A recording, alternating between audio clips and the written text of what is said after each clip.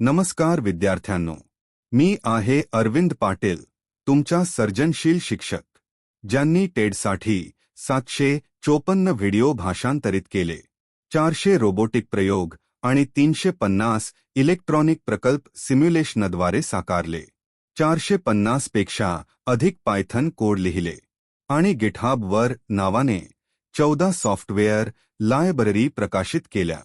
आज आपण शिकणार आहोत गुरुत्वाकर्षण म्हणजे केवळ एक वैज्ञानिक संकल्पना नाही, तर ती एक भावनिक जोड आहे जी आपल्याला एकमेकांशी जोडते.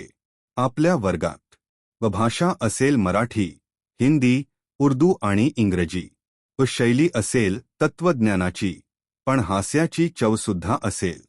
प्रत्येक स्क्रीनवर असेल आपली सही आणि आपली ओळख.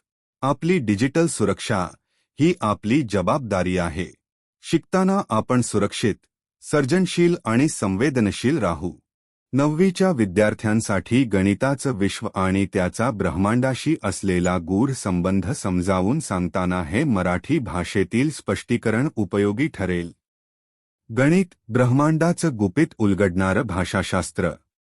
विद्यार्थ्यांनो, तुम्ही कधी विचार केला आहे का, आपण ज्या सूर्यप्रकाशात चालतो, ज्या फुलांच्या पाकळ्या पाहतो, ज्या संगीताच्या लहरी ऐकतो, त्या सगळ्याचं एक गुप्त सूत्र आहे.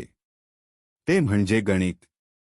गणित ही केवळ आकड्यांची गोष्ट नाही, ती ब्रह्मांडाची भाषा आहे. चला काही उदाहरणांनी हे समजून घेऊया.